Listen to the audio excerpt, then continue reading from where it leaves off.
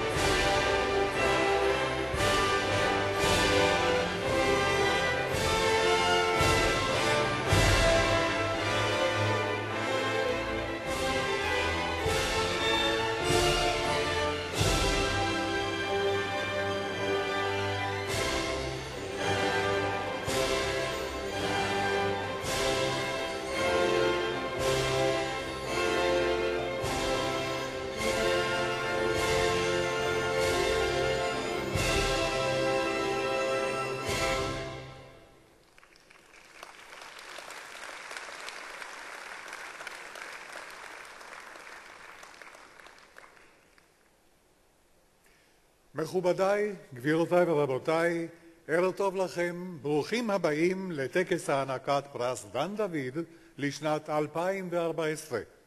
על מנת לאפשר לאורחים הרבים שאינם דוברי עברית לעקוב אחר הטקס, הוא ינוהל ברשותכם כמובן בשפה האנגלית, תרגום סימולטני עומד לרשותכם. תודה.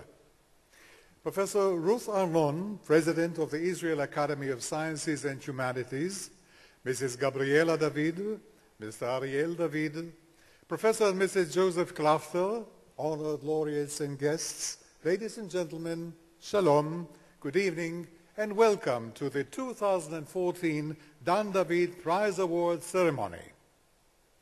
That's the time to applause, I believe.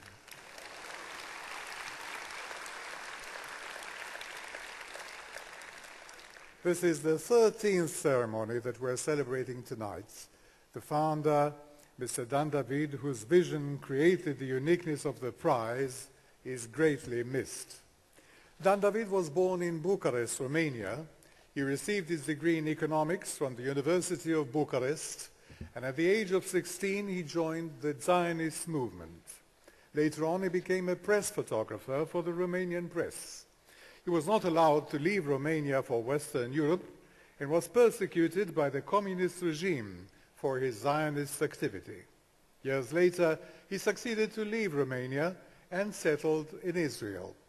In 1961, Dan David launched his business career focusing on automated photography, which developed into an international endeavor. Dan David was not only a businessman, but also he held many varied interests, especially in history, archaeology, and the game of chess. This is the third Dan David Prize Award ceremony in the absence of its founder, who expressed his credo when said, "Money is a measure of success, much as Celsius degrees are measures for temperature. It is not a purpose for itself. Success can be a source of satisfaction, but money should not be put to work for good causes after personal needs have been, money should be put to work for good causes after personal needs have been met. This is the reason," he said, "why I chose to create the prize, to devote some of my fortune to rewarding and furthering the work of the eminent figures who have increased the knowledge of our past, improved our present, and helped us forge a better future."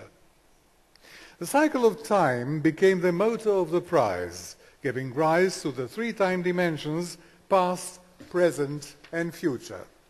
Time is simply defined as what the clock measures.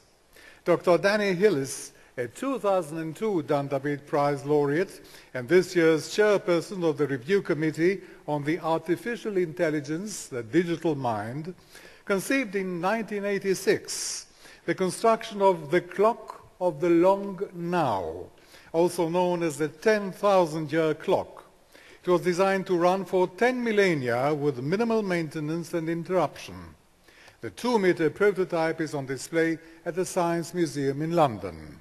The clock, the final clock, will be constructed at Mount Washington, south of Great Basin National Park, Nevada. The concept of the clock will get people thinking past the mental barrier of the millennium, thereby changing the concept of time.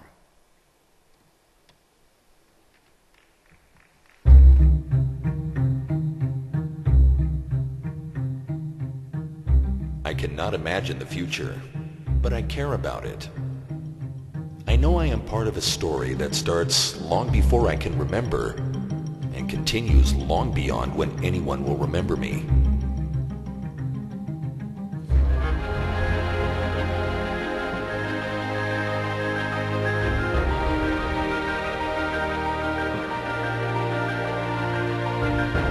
The purpose of the clock: stretch the present to look at the future for the sake of the grandchildren of our great-grandchildren and for saving our planet.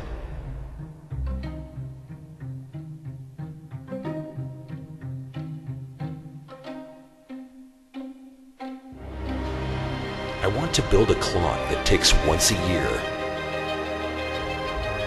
The century hand advances once every 100 years. And the cuckoo comes out on the millennium. I want the cuckoo to come out every millennium for the next 10,000 years.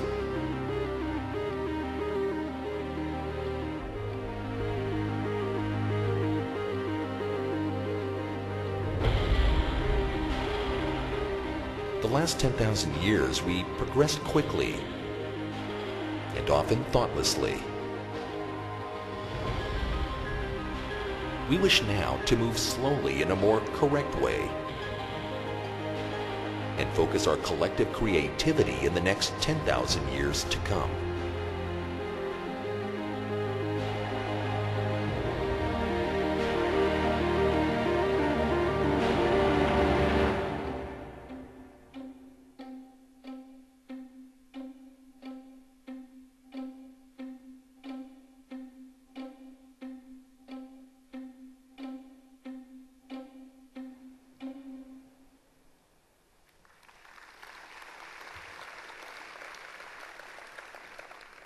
Ladies and gentlemen, it is an honor to call upon Professor Joseph Klafter, President of Tel Aviv University, to open the ceremony.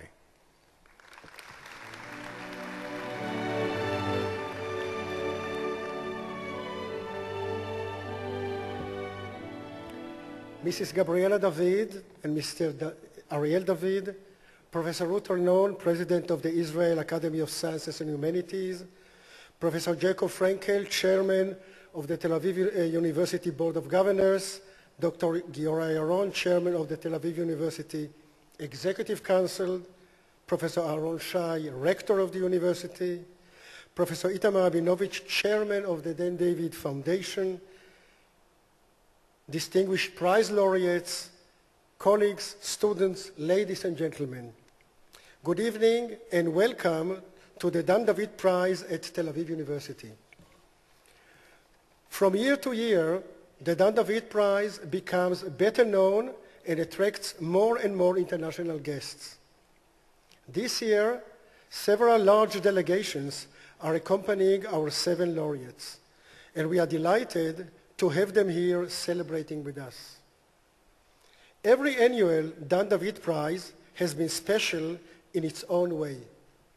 However, the 2014 prize has broken new ground by organizing the past, present, and future fields around one single theme: mind and memory.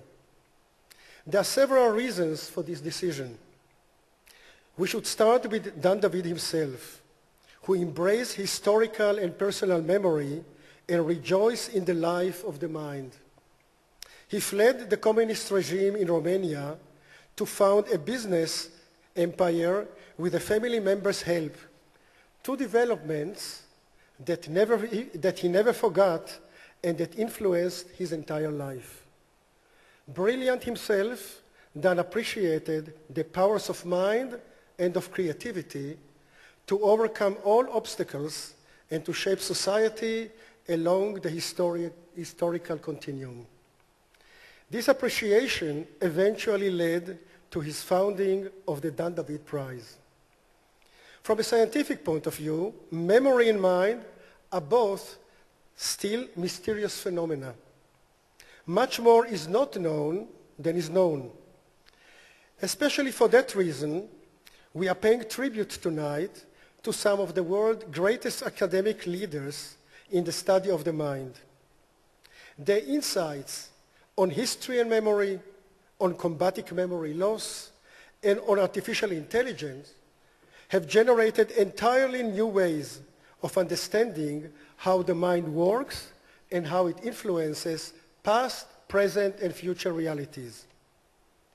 There is one more reason that the theme of memory and mind is particularly fitting for this prize at this university at this time. Tel Aviv University is national and world leader in interdisciplinary study of history, neuroscience, psychological sciences, computer science, and engineering. The presence here of the prize recipients, who are also giving talks in the various departments, enriches our campus cultural life and gives inspiration to faculty and students alike. This is the third year that we are celebrating the Dan David Prize without Dan, and he is sadly missed. But his spirit lives on, and I would like to thank Gabriela, Ariel, and the Dan David Prize Committee, the tireless prize staff, and you, our audience, for keeping the spirit alive. Thank you.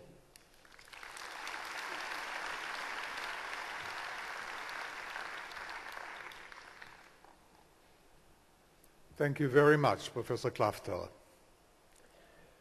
It is an honor to call upon Professor Ruth Arnon, President of the Israel Academy of Sciences and Humanities, to deliver her address.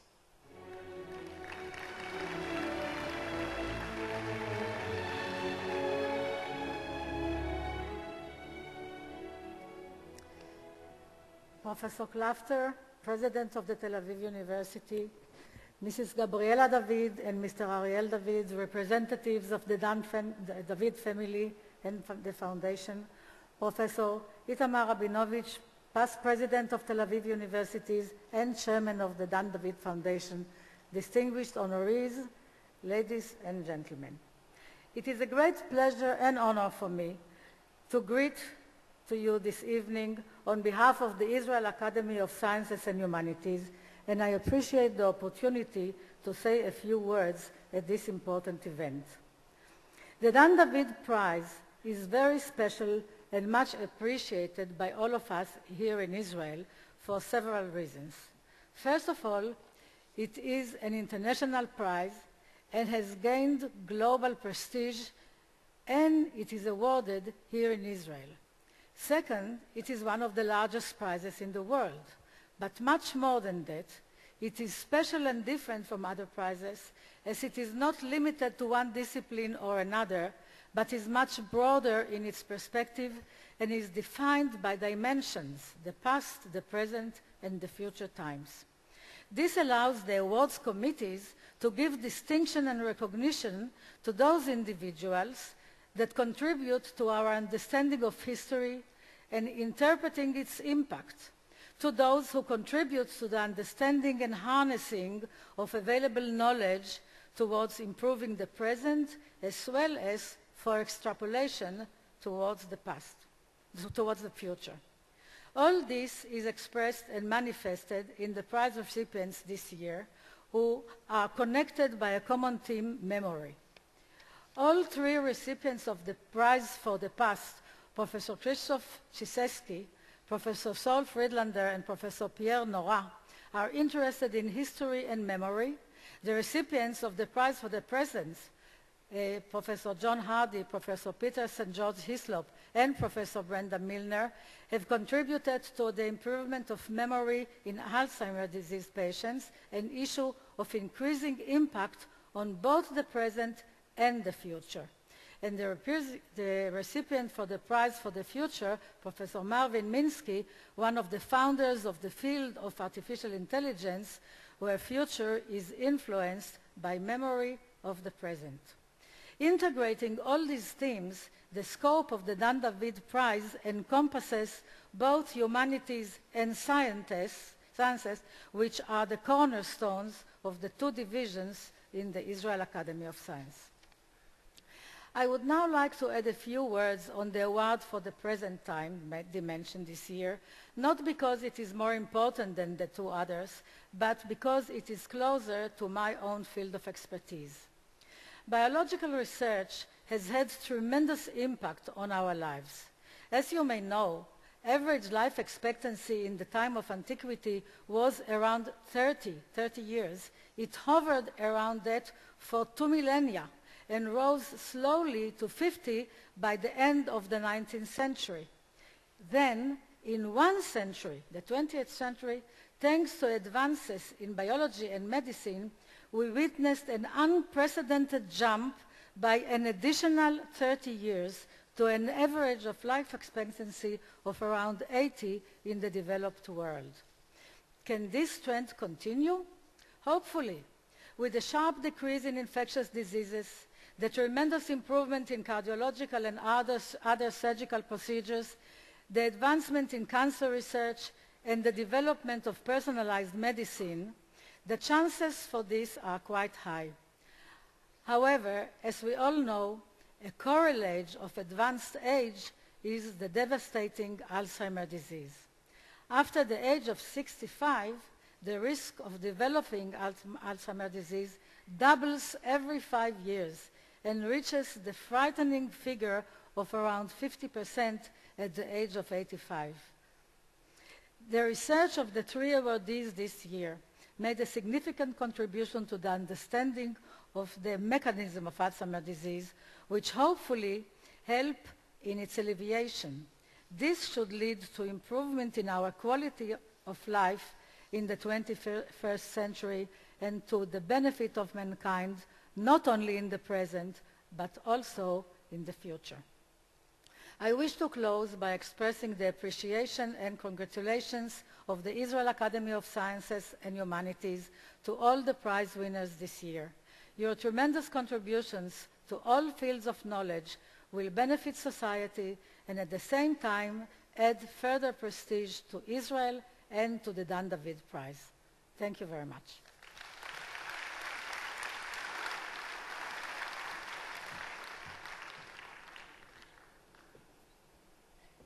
Thank you very much, Professor Arnon. I have the honor to call upon Mr. Ariel David, member of the Dan David Foundation Board and son of the late Dan David, to deliver his address.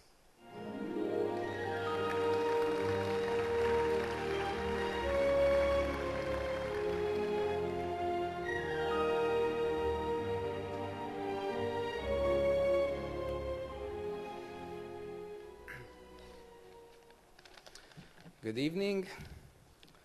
My memory is not good enough, so I need the paper. Professor Ruth Arnon, President of the Israeli Academy of Sciences and Humanities. Professor Yosef Klafter, President of Tel Aviv University. Professor Aaron Shai, Rector. Professor Jacob Frankel, Chairman of the Board of Governors. Dr. Giola Yaron, members of the board, laureates of the prize, honored guests, ambassadors, and dear friends. Good evening and welcome. This is the 13th year that we welcome the distinguished laureates of the Dan David Prize. So you could say that tonight we are celebrating the prize's bar mitzvah. Mazel tov. On this occasion,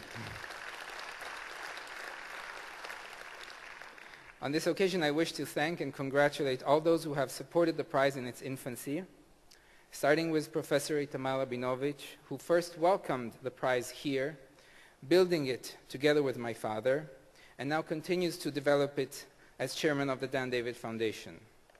I thank the university for providing the prize with a friendly home and all the amazing people who contribute to making this project a reality, from the committees who select the laureates to the organizers of this beautiful evening, and particularly Smadar Fisher, the director of the prize, and all her team. And tonight I also want to thank any basketball fans in the audience, because I'm told that if they're here, it means they gave up on watching the big Maccabi final game. So thank you very much for being here. I'm very pleased that as the prize reaches this age of bar mitzvah, this age of maturity, at least according to Jewish tradition, it is becoming more established and appreciated across the world. We can see this, for example, in the fact that this year we received a record number of applications from young researchers in top universities from around the world who applied for the scholarships that are distributed from 10% of the prize. And of course, you're all invited tomorrow to the ceremony where these young scholars will receive their scholarships. This year's prizes, as you know, all revolve around the theme of memory and mind. Memory is what defines us, both as individuals and societies. It not only shapes the past, but also informs our present and influences how we build our future. Memory is also a funny thing. It crops up when you least expect it. It fills with meaning the most mundane moment, and it brings back, however briefly, that which you think is lost. A couple of months ago, I was in a bookshop, and I spotted a book called Bloodlands by Timothy Snyder. And I was drawn to it because it happens to be Timothy Snyder is one of the eminent historians who was on the review committee for the Pastime Dimension this year. And the book tells the tragic history of Eastern Europe during the years of the Nazi and Stalinist regimes. And as I looked through it, I wondered if my father had ever read it, as it was published just before he passed away. And I thought how much it would have interested him, knowing that this period in history particularly interested him because he had lived through the thick of it. My mind was once again flooded with his life stories, with his memories, the persecution of Jews in his native Romania during World War II, the bleak years under the communist regime, and finally his escape to Israel and to a life of freedom in the West. But most vivid of all, as I leafed that big, thick book, was one of my own memories of my father. I think that 3 years after he passed away, it is all right for me to reveal the big secret that he was not perfect. And one of the things that irritated me the most as a lover of books was that if a book was big and heavy and uncomfortable to hold, he would sometimes tear it in half. So as long as it was not a very important edition, of course. But this still bothered me, it horrified me, and it brought furious discussion about whether a particular book should be guillotined or not, especially when the book he wanted to read happened to belong to me. So as I stood there in that bookshop and I weighed that thick book in my hands, Bloodlands, I imagined fighting with my dad to save this book from the cruel fate that he could have reserved for it. And for a minute there, it was as if he was alive again, even if we were fighting. So why am I telling you this story of imaginary domestic strife? Because in a way, this prize does more intentionally what that book did to me incidentally. The prize was created for many purposes, but it also serves as a memorial for my dad. It is a place and a trigger of memory. It reminds us of him or introduces those who didn't know him to his love of history, his passion for learning, his support for the sciences and the humanities, and his desire to encourage and help young people. So I want to thank you all again for coming and hope to see you all here next year and for many, many more years to come. Because every time we are here, we honor my father's memory. And for a while, it is as if he were alive again. Thank you.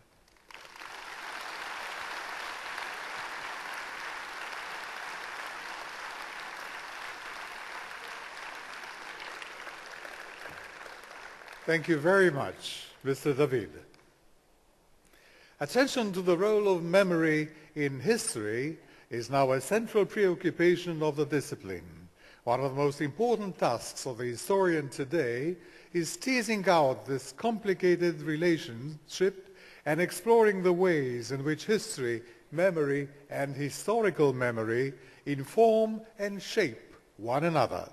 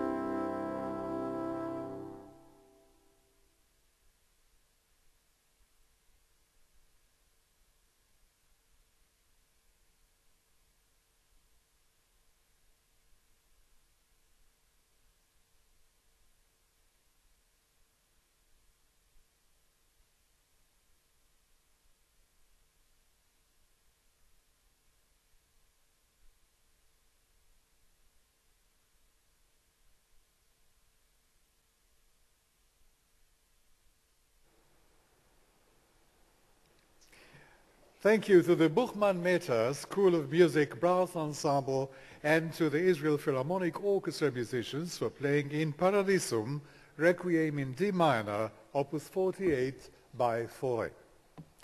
The Dan David Prize Board has accepted the recommendation of the International Review Committee, chaired by Professor Catherine Fleming from the Department of History and Deputy Provost, New York University, and selected Professor Saul Friedlander, Mr. Pierre Nora, and Mr. Krzysztof Czyzewski for the 2014 Dan David Prize for the pastime dimension in the field of history and memory.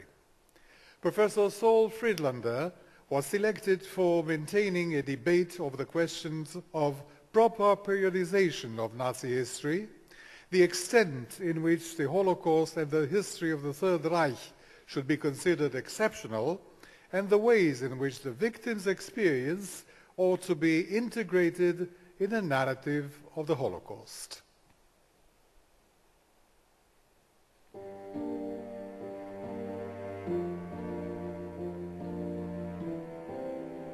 I really had no passion for history as a youngster. Then, for some reason, I chose a kind of historical approach to the Third Reich, which was already closed, but still not aware that I was really coming back slowly to my own existential, in a way, framework. I decided that I would try to write a history of the Shoah from A to Z with one central idea, that the victim's voice had to be an integrated element in this history, because their way of seeing the events was a whole part of this. And I knew, of course, because I had dealt with all this for 30, 40 years by then, there was a vast quantity of diaries. Most of them had not survived, but have given very naive sometimes, or sometimes quite sophisticated, representations of the events, which certainly didn't fit look from a German soldier or politician or Nazi leader during those same years. And I thought that here the voices of the victims were essential, and this had never been integrated. The Shoah can be narrated, historically explained, conceptualized, at the core of such an extreme event. This had something which created a reaction of disbelief the first time or every time you faced it.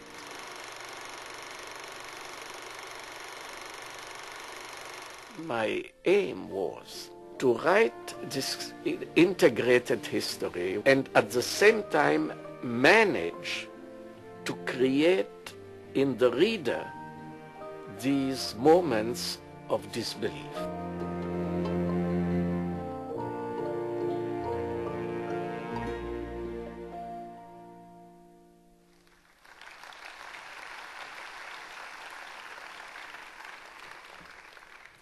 Mr. Pierre Nora was selected for helping establish the new historiographic interpretive category, les lieux de mémoire, sites of memory, a concept which is in the heart of the discussion about the intricate connections and oppositions between history, the public use of the past, and the centrality of a memory in a media-saturated environment.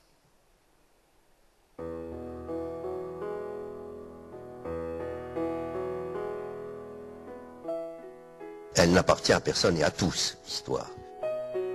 Dans mon séminaire des hautes études que j'avais commencé en 1978, je voulais étudier le sentiment national, qui était mon sujet depuis plus ou moins toujours. Plutôt que de l'étudier d'une façon à travers les idées, il m'avait paru beaucoup plus intéressant de prendre des objets, j'appelais ça comme ça, où s'était incarné quelque chose du rapport à la nation. Alors j'avais commencé par les mémoriaux les plus évidents, les cimetières, le Panthéon, évident où on honore les grandes dates commémoratives, le 14 juillet, les fêtes, les devises, liberté, égalité, fraternité. Ma grande stupeur, c'est que ce bricolage de séminaire soit devenu une affaire nationale, puis internationale, par un rebondissement tout à fait inattendu, et qui fait que précisément il y a eu une dialectique entre ce type d'approche et l'histoire elle-même qui était en train de se transformer, comme on vient de le voir, et c'est cette dialectique qui, d'une part, a donné son essor à l'expression lieu de mémoire, puisque je n'étais pas même, j'avais pas même terminé, que ça entrait dans le dictionnaire. On vit sous un régime de mémoire. Qui est excès de mémoire? Non, je ne dirais pas. Il y a eu surtout transformation de la signification de la mémoire. C'est-à-dire que je crois qu'au moment où on a commencé à la faire émerger et à vouloir en faire l'histoire, ça a été un grand progrès. Mais que la dictature de la mémoire sur l'histoire, totalement abusive.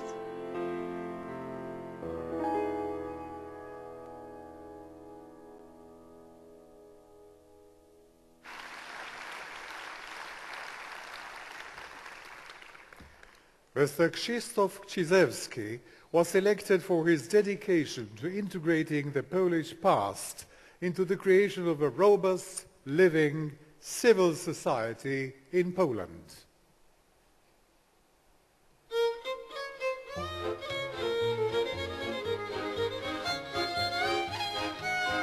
Together with sane people, we have created a museum of multicultural heritage of this town.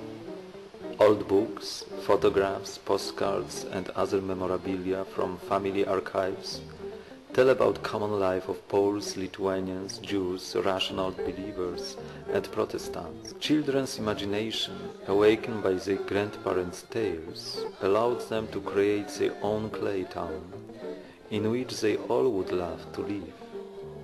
Our work studio, where we prepared our Central European projects, has grown to become a documentation center of the borderland cultures. Under the 18th century beam-framed roof of the former Hebrew gymnasium, there is today a rich collection of books, including over 20,000 volumes in many languages, all treating on all nations and cultures of Central and Eastern Europe. This collection is used by scholarship recipients, students and scholars from Poland and other countries. Meetings with others in our practice of work with children and youth is constituted by direct confrontation, by first-hand experience of other worlds, achieved by journeys and research. We have traveled to the Roma villages in the south of Poland, to the Bukovina, divided between Ukraine and Romania, as well as to Bosnia. We have rediscovered the klezmer music with the help of its masters from New York City, and we have studied the ancient culture of the Carpathians with the guidance of Hungarian dancers from Transylvania. The Jewish heritage was made known to us by those born in Sejny and elsewhere on the territory of the former multinational Commonwealths, who are the Holocaust survivors, and now began to return, carrying with them the memory of the past.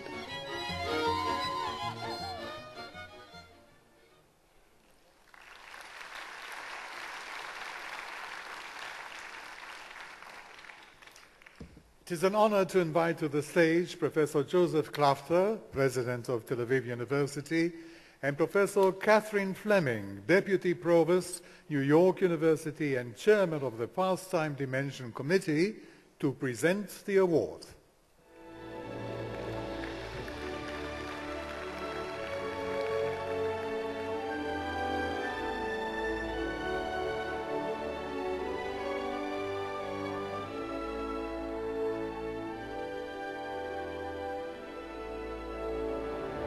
I have the honor to invite to the stage the recipient of the prize, Professor Saul Friedlander.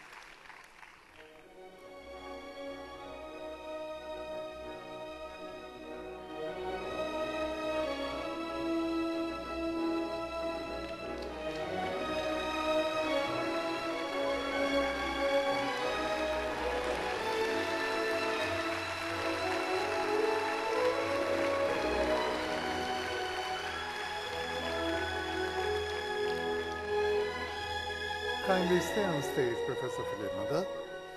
I have the honor to invite to the stage the recipient of a prize, Mr. Pierre Nora.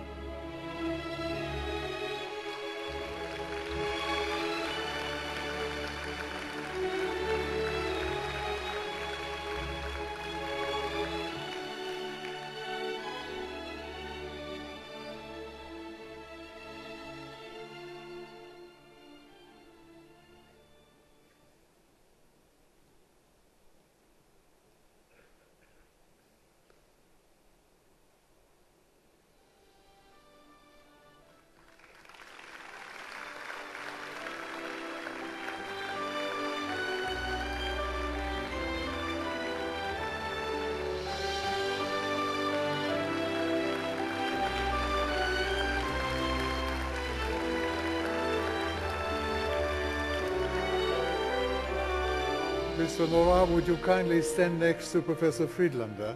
Thank you. I have the honor to invite to the stage the recipient of the prize, Mr. Krzysztof Cizewski.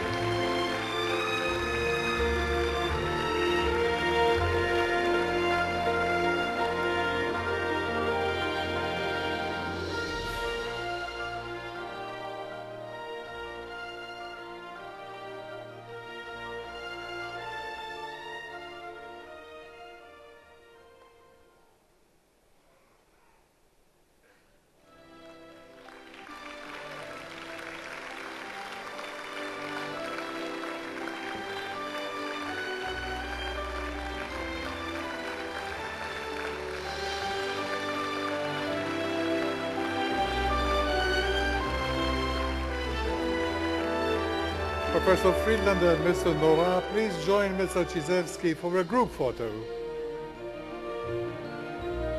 No, they should join you.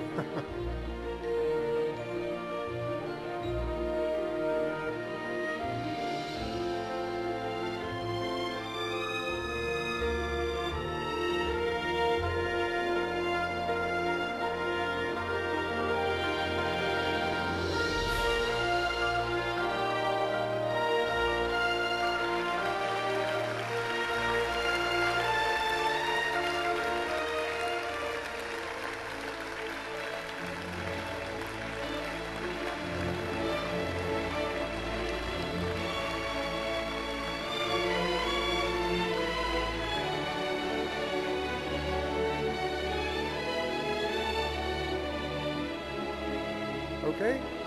I'd like to ask Professor Friedlander please to remain on stage and address the audience on behalf of the Pastime Dimension laureates. And thank you very much, Professor Fleming, Professor Klafter, Monsieur Nora, Mr. Cizewski, please return to your seats, and this is your podium.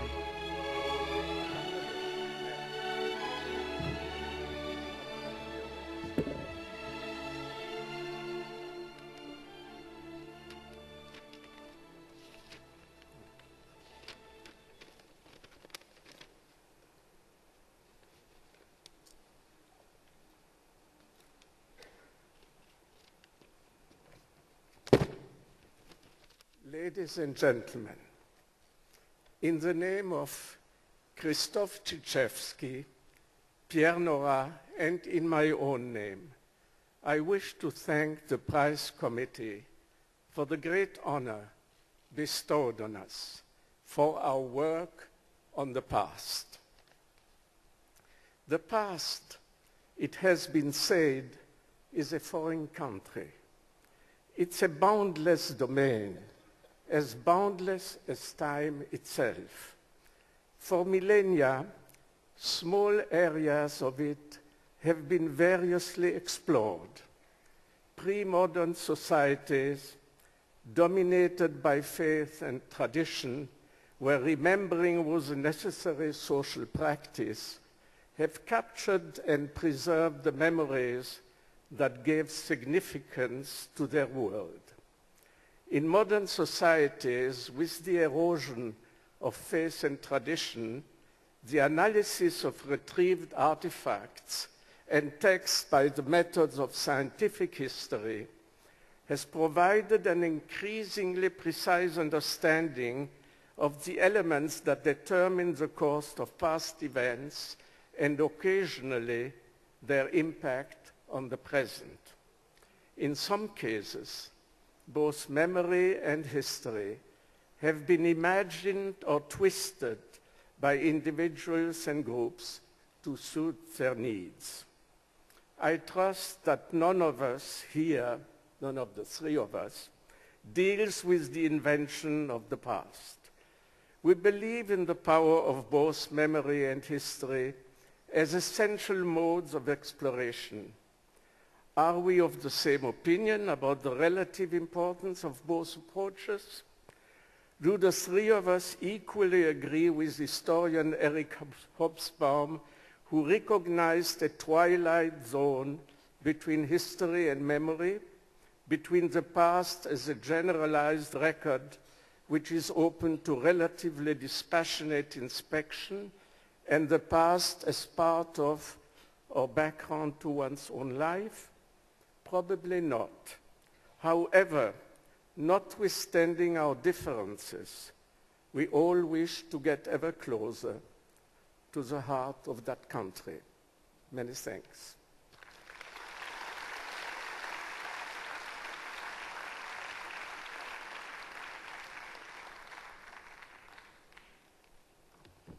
I've got two things that belong to you.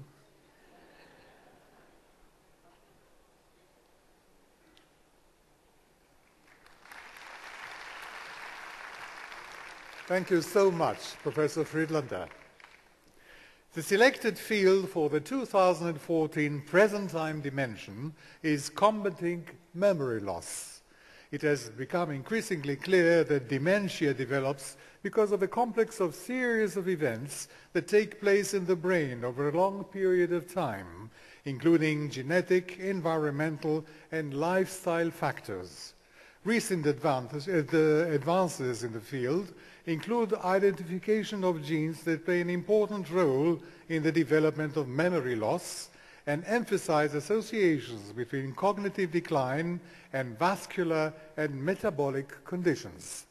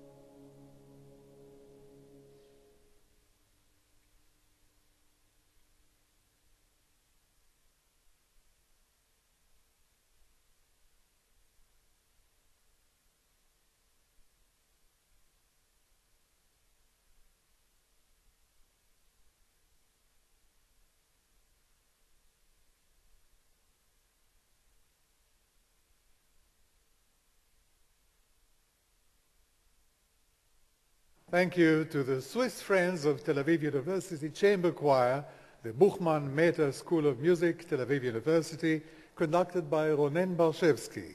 Poem by James Agee, Shore on the Shining Night. Music by Morton Lauriston.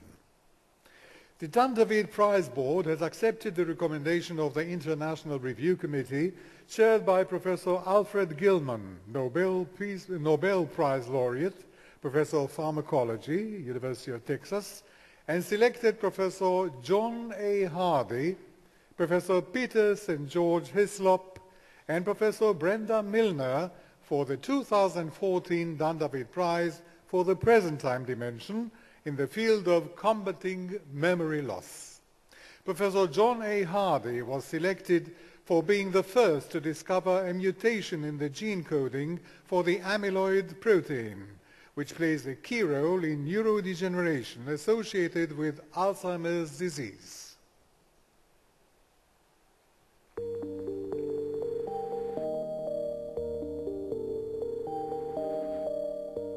My name's John Hardy. I'm a pharmacologist by training, and I started working on Alzheimer's disease pharmacology in the 1980s, but in the late 1980s I started to work on the genetics of the disease, and that's really what I've worked mainly on. So I've worked mainly on the genetics of Alzheimer's disease. What we're trying to do is understand exactly how mutations lead to disease. If we can understand exactly how the mutations cause disease, then it will help us to design therapies to overcome those problems. Finding the synuclein triplication in the Iowa kindred was a nice thing, and I think that has really been an important piece of work which has stood the test of time. The main thing I've contributed to the field is bringing in really talented young people.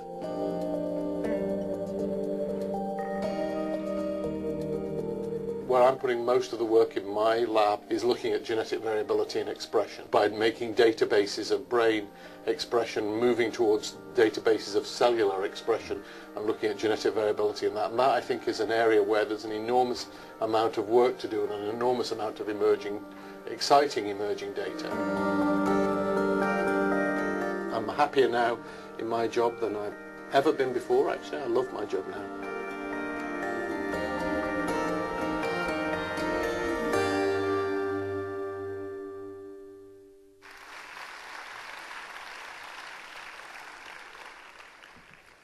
Professor Peter St. George Hislop was selected for being the first to discover key mutations in proteins involved in the early onset of Alzheimer's disease.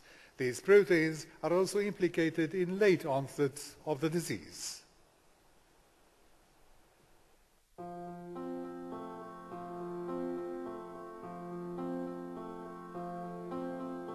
Alzheimer's disease is a degenerative disorder of the brain that occurs in mid to late adult life.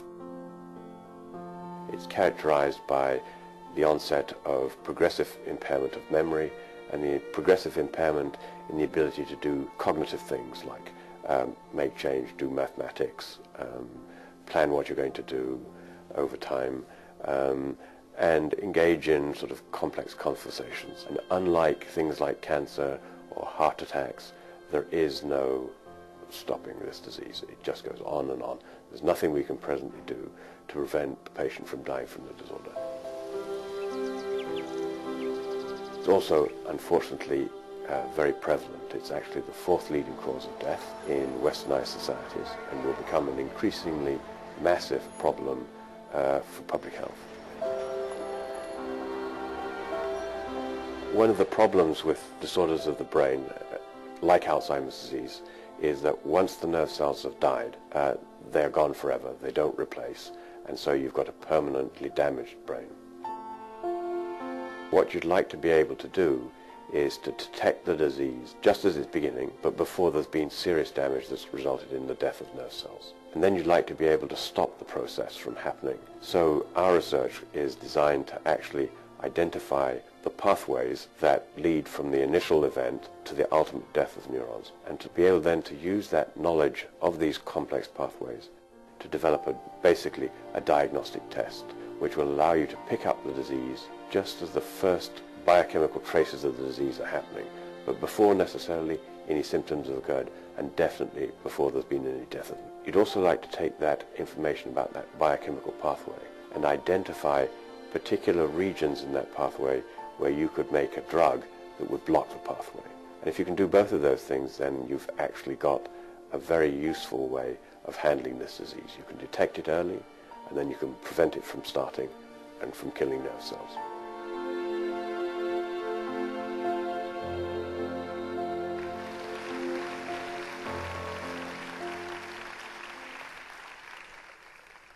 Professor Brenda Milner was selected for demonstrating the existence of different types of learning and memory dependent on a separate systems of brain. This pioneering work paved the way for modern learning and memory research.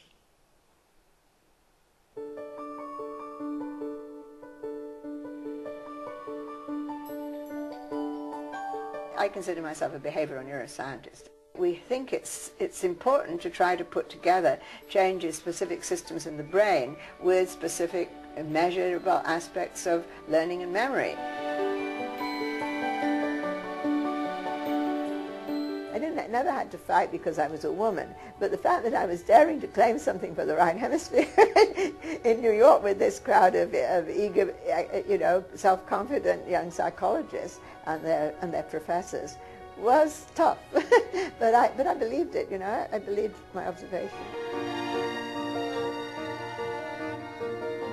Because the patients said they had memory trouble, I switched the focus of my research to memory. For all of us, you or me today, whenever you get to the point of the star where you have to change direction, your hand does this kind of thing.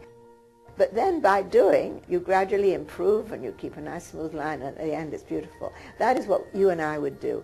But it's also what HM did. HM, over the 3 days that I tested him, and I have a lovely learning curve for this, that he got better and better, and he was doing beautifully at the end. And he had absolutely no recollection of the 3 days training he'd done on this. He was proud of himself that he had done it so well. And it was this dissociation, between his total lack of, between what he was aware of and what he had achieved. This was early evidence that there's more than one learning and memory system in the brain.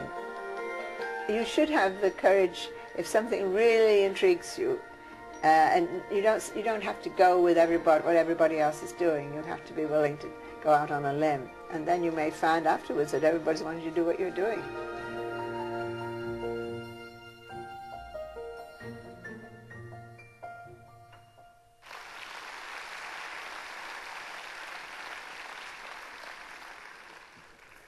It is an honor to invite to the stage Professor Itamar Rabinovich, Chairman of the Dan David Foundation, and Mr. Ariel David, member of the Dan David Foundation, to present the award.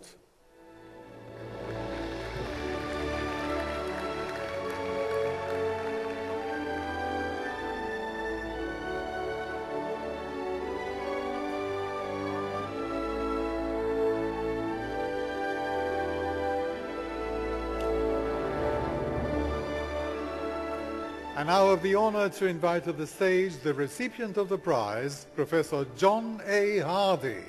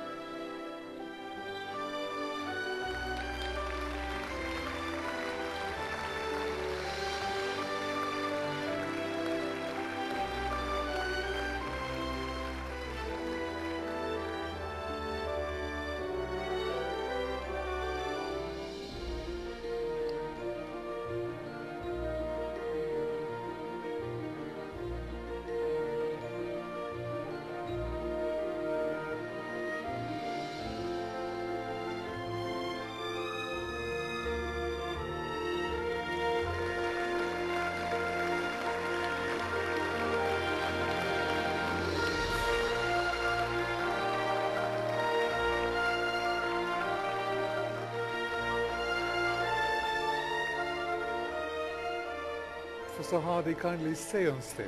Thank you. Yes, that's the place. I have the honor to invite to the stage the recipient of the prize, Professor Peter St. George Hislop.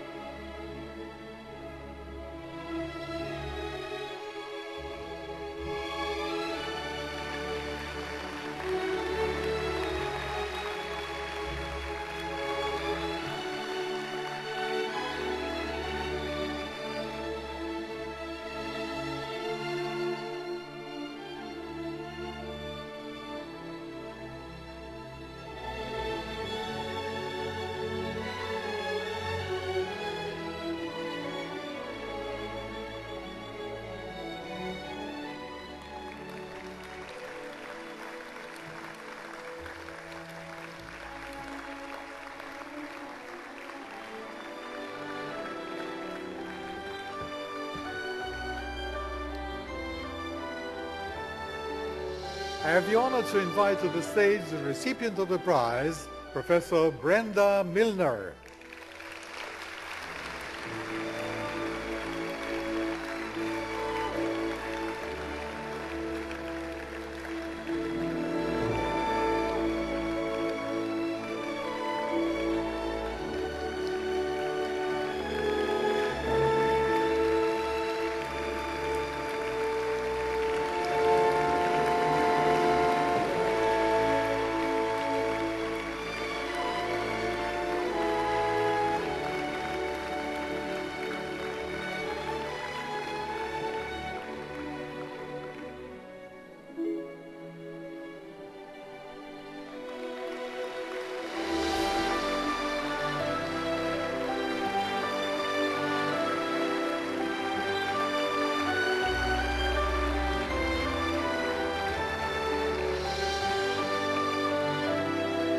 Professor Hardy and Professor St. George Hislop, please join Professor Milner for a group photo.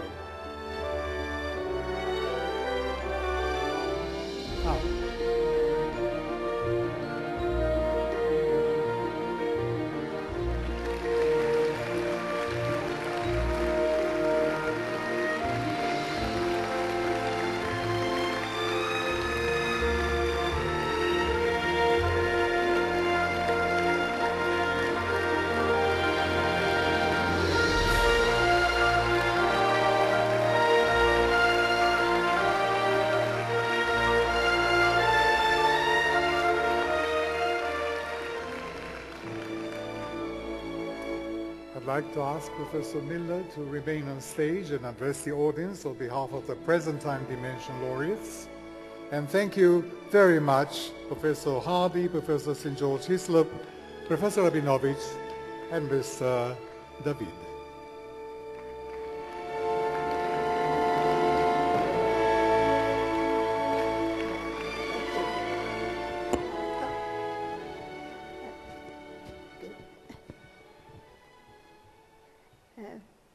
Mr. President, members of the David family, members of the David Board Committee, colleagues and friends, I'm honored to be able to express the thanks, not only my thanks, but the thanks of my two colleagues in this dimension, sorry about my voice, this dimension of memory in the present. My job in my work has been to analyze and describe what the memory disturbance is and describe what is preserved and not just what is lost in young patients having memory loss after surgical interventions. To look at the challenge of Alzheimer's, as my two colleagues do, and to realize what a growing problem it is, and that they're really tackling the roots of it, the really basic genetic mechanisms and cellular mechanisms. And I'm at the very other end looking at behavior. But we have the challenge to look in the present. I see now it's the present time dimension. At first I thought, this is strange, memory is about the past.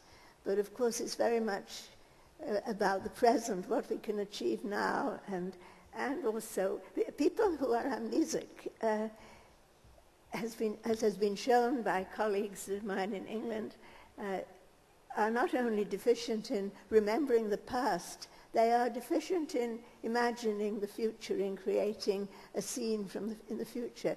Their lives, we really are our memories. We create them, and so it's a very, very important aspect. And now to come back to the thank you. This is an amazing prize, and it came out of the blue, and I talked to my colleagues, I think it came out of the blue to them too, this amazing telephone call on a Monday morning from Tel Aviv to say that I was getting this amazing prize, and my colleagues for whom I speak here, their thanks to is amazing. And of course I want to thank you very much for the prize, but for much more than that. In my case, for coming for the first time to Israel, and very enriching. And I have promised myself that it won't be the last time. It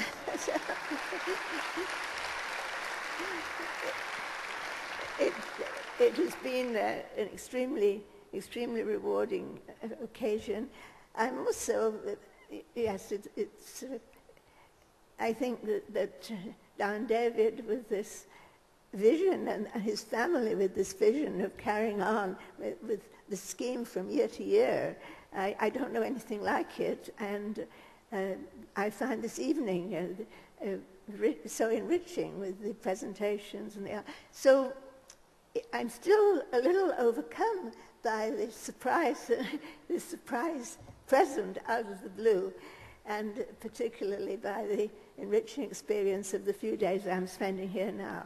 So I'm sure that I'm speaking for my two colleagues. I have spent a lot of time with them during the last day or two, and we have exchanged ideas, and I am certain that we all feel, that I can speak for the three of us, that we are extremely grateful for the gift, but also we're very grateful for this whole structure that's allowing you to go ahead in this imaginative way. So thank you very much.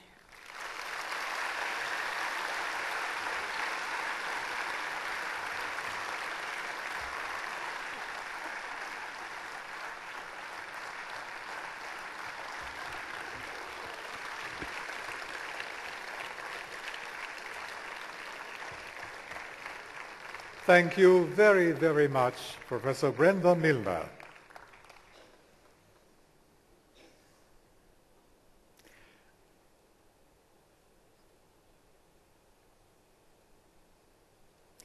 The selected field for the future time dimension is artificial intelligence, the digital mind. Artificial intelligence can be described as the study and design of intelligent agents that perceive the environment and perform actions that maximize chances of success.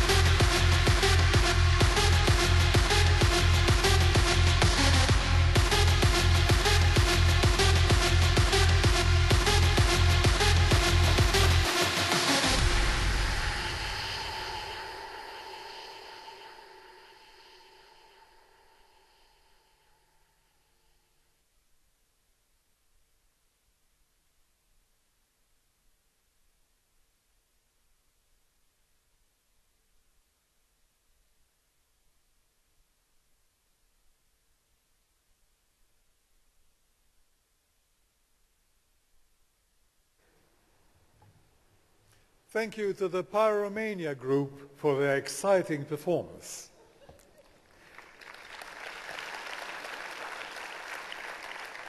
The Dan David Prize Board has accepted the recommendation of the International Review Committee, chaired by Dr. Daniel Hillis, co-founder, Applied Minds, USA, and selected Professor Marvin Minsky for the 2014 Dan David Prize in the Future Time dimension in the field of artificial intelligence, the digital mind. This for being one of the founders of the field of artificial intelligence and one of the most influential intellectuals of the 20th century in a variety of disciplines, including artificial intelligence, robotics, computation, learning, cognition, philosophy, and optics.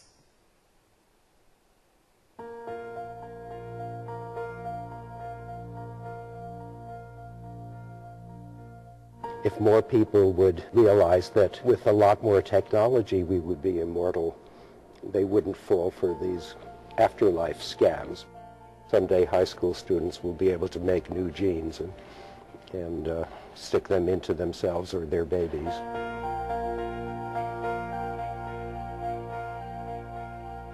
The great thing about humans and a few other animals is that early in life we get attached to a parent. Once we learn language, we can learn a million things about the world.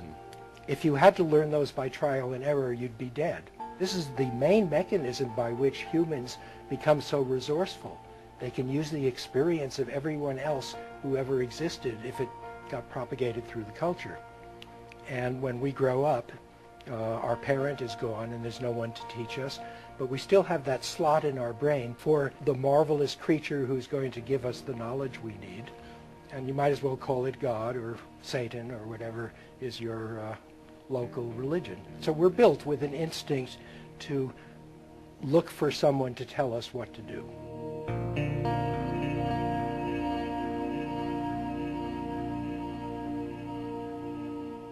I can regard religion as wonderful ways to save a person's time. They can get more done in their life if they don't think about hard questions. The only trouble is that most of the time those questions could be answered if you knew more. Like what happens after death? Well, we don't need death. There's no reason why people should die, except that right now we know lots of genes that cause disease. In 100 years we'll know a dozen genes that cause aging. Maybe people will live for 400 years then. Shortly after that, we'll find ways to put our minds into machines, and then you can make backup copies and live forever.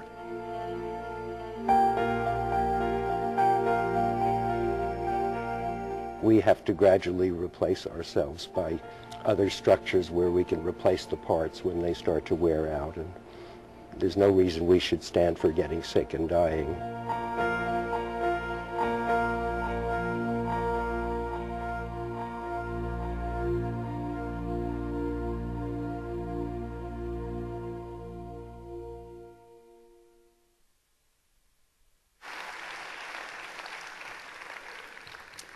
It is an honor to invite to the stage Professor Aharon Shai, Rector, Tel Aviv University, and Professor Yitzhak Witz, the Science Advisor of Dan David Prize, to present the award.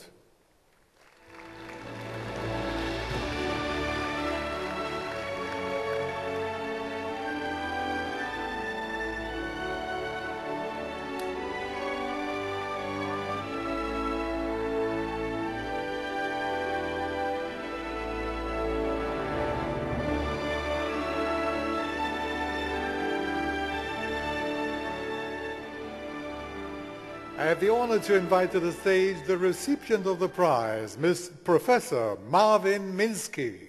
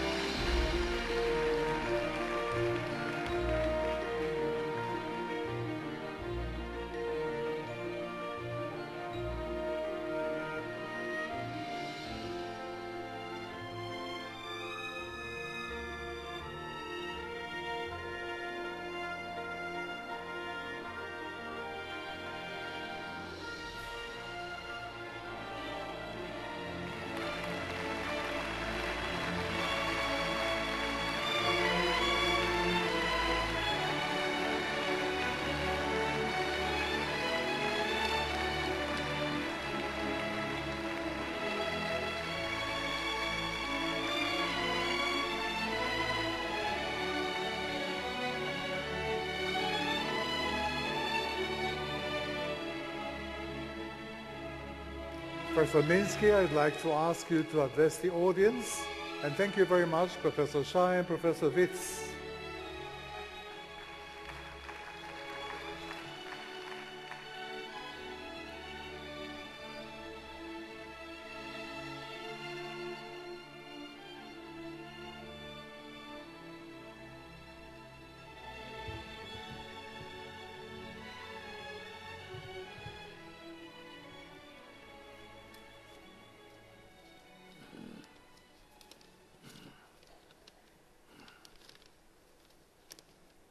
I made notes because without them I'm likely to talk forever.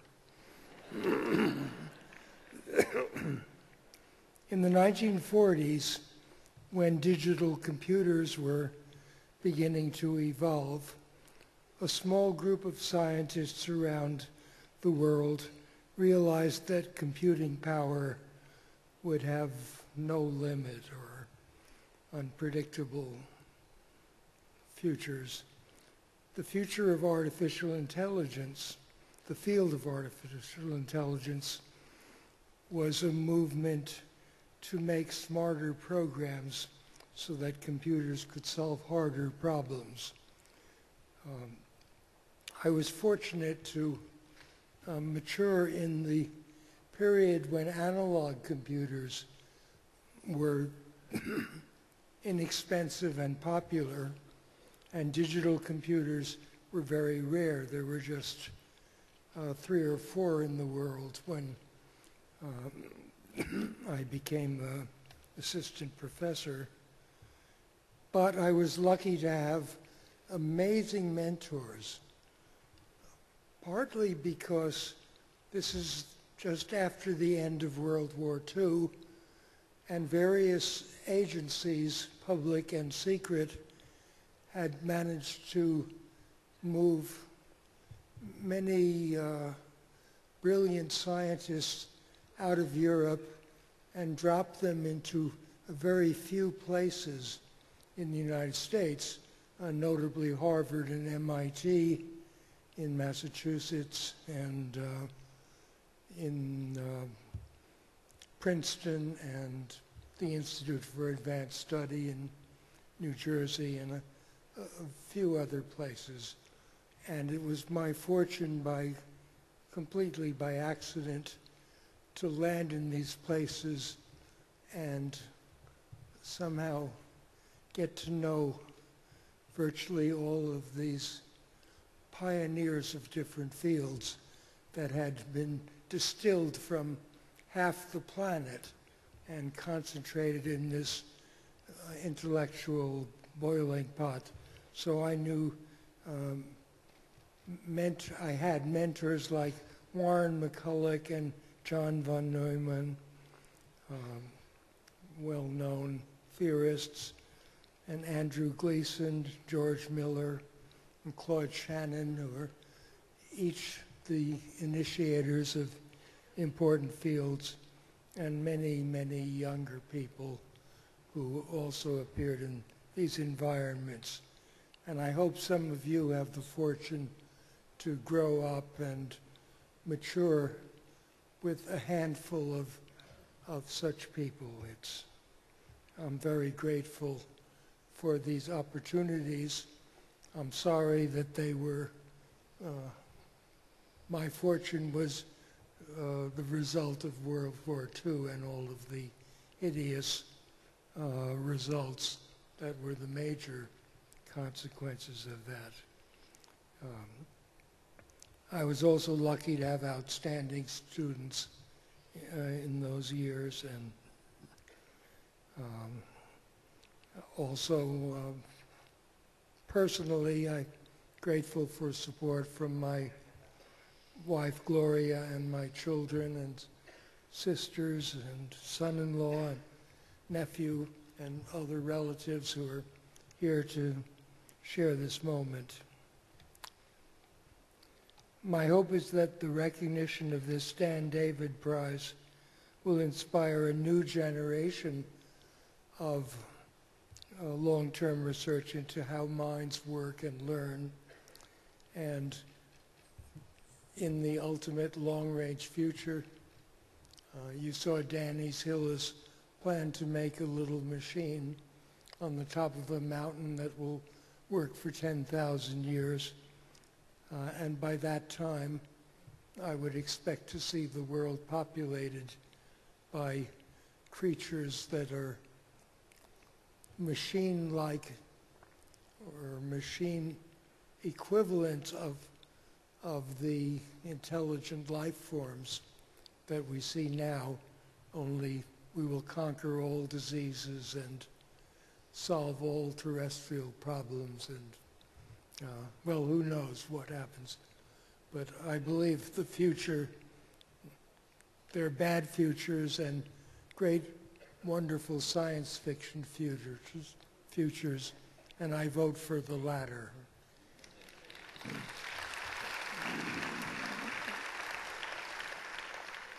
Thank you.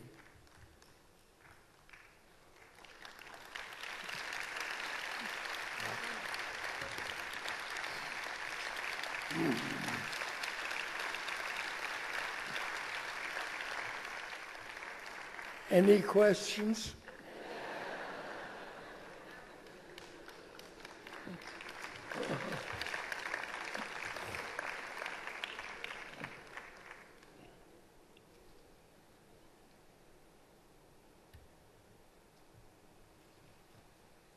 Thank you very much, Professor Minsky.